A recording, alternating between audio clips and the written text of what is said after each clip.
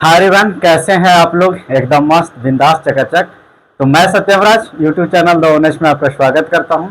और बच्चों, इलेक्ट्रोस्टैटिक्स का ये हमारा लेक्चर नंबर 2 है। और लेक्चर नंबर 1 में हम लोग इलेक्ट्रोस्टैटिक्स का डेफिनेशन की बात किए थे और चार्ज के कुछ बेसिक प्रॉपर्टीज को लेकर हम लोग बात कर रहे थे। और इस वीडियो में हम लोग कंटिन्यू करेंगे चार्ज के प्रॉपर्टीज को ही लेकर। तो देखिए, चार्ज के प्रॉपर्टीज जो है वो नेक्स्ट प्रॉपर्टीज है कि इसका डायमेंशन को लेकर यदि बात करें तो डायमेंशन जो होता है वो चार्ज का होता है वो IT होता है।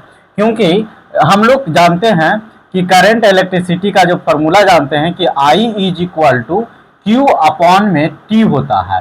तो यहाँ से अगर जो हम लोग मतलब Q निकालना चाहेंगे यानी चार्ज निकालना चाहेंगे तो ये IT हो जाएगा और इस प्रकार जो है इसका डायमेंशन IT हो गया।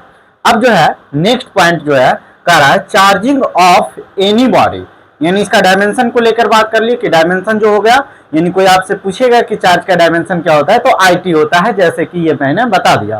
फिर नेक्स्ट पॉइंट है कि charging of any body depends only on loss and gain of electron can be easily added और removed from the neutral atom. इसका मतलब कि यहाँ पे कहने का मतलब क्या है कि यदि कोई बॉडी को चार्ज करते हैं तो चार्ज वो कैसे होगा, या तो पॉजिटिवली चार्ज होगा या नेगेटिवली चार्ज होगा। तो वो चार्ज कैसे होगा, तो यदि हम लोग को उसमें से इलेक्ट्रॉन को रिमूव करते हैं या इलेक्ट्रॉन को ऐड करते हैं तो ये दोनों सिचुएशन में जो है वो चार्ज जो होता है, ये वो बॉडी जो है वो चार्ज होता है। जैसे एक एग्जांपल से बताते हैं कि यदि हम लोग बात किए सोडियम एटम का, तो एक sodium atom neutral sodium atom में जो होता है वो आपको 11 इलेक्ट्रॉन होता है और 11 प्रोटॉन होता है।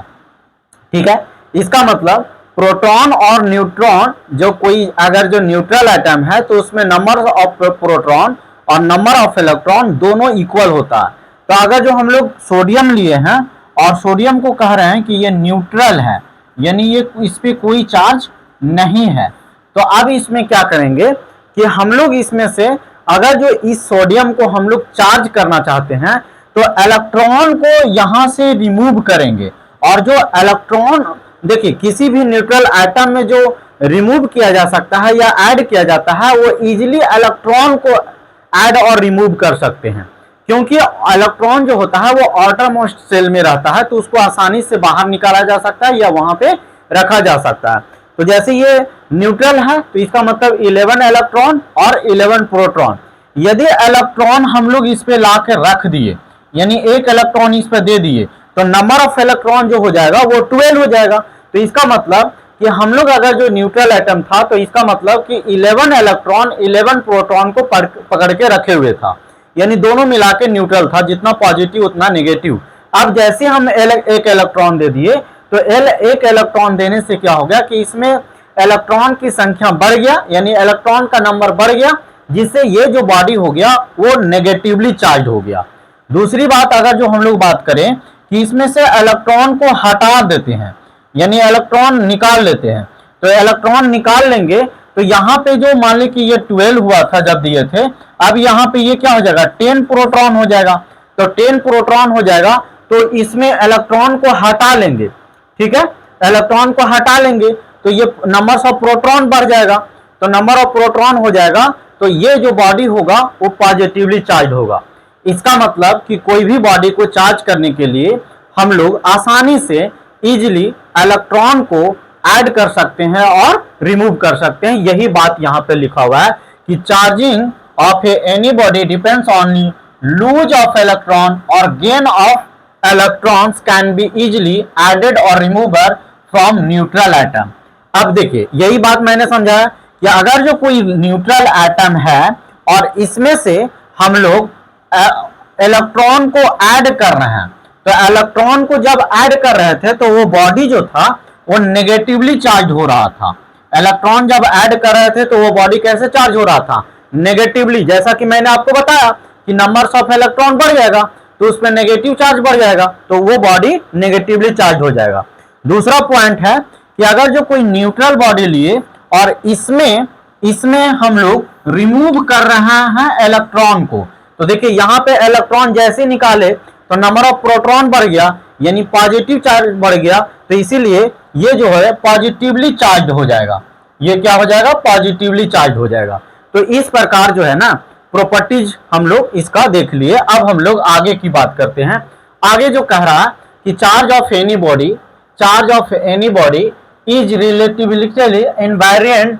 It means charge of any body does not depend of velocity.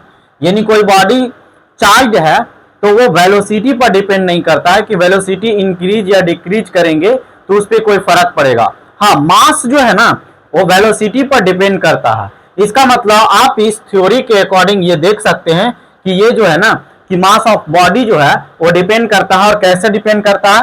तो देखिए इस फॉर्मूला से आप इसको मतलब पता कर सकते हैं कि ये कैसे है। तो देखिए एम जो है, यहाँ पे एम की बात करें तो ये मूविंग मास है, और ये एम नॉट जो है वो रेस्ट मास है, और भी जो है वो वेलोसिटी है, और सी जो है वो वेलोसिटी ऑफ लाइट है। यानी इसके अकॉर्डिंग जो है वो किसी भी बॉडी का मास जो है वो डिपेंड करता है वेलोसिटी पर। ये आप इससे निकाल सकते हैं। इसके बारे में अभी बहुत ज्यादा आइडिया नहीं है, अगर जो आगे आप पढ़िएगा तो इसको आइडिया मिल जाएगा। बस आप इसको मतलब रेस्ट मास, मूविंग मास और चार्ज के बीच में जो रिलेशन है वो आप इसके हेल्प से दिखा सकते हैं, या कैसे ये मूव कर रहा है, यानी ये डिपेंड करता है वेलोसिटी पे, इस बात को आप कर सकते हैं। तो इसमें हम लोग मतलब इतना प्रॉपर्टीज को लेकर बात करें। और अब हम लोग नेक्स्ट प्रॉपर्टी जो बच गया, चूंकि देखिए अभी हम लोग ने एक एक या दो प्रॉपर्टीज को लेके ही डिस्कशन करेंगे, चूंकि एक बार कर देंगे तो वीडियो लंबा हो जाएगा। और अभी आपको मेरा भी अभी स्टार्टिंग पॉइंट है, तो आप चीजों को समझते चलिए और इसको रिलेट करते चलिए।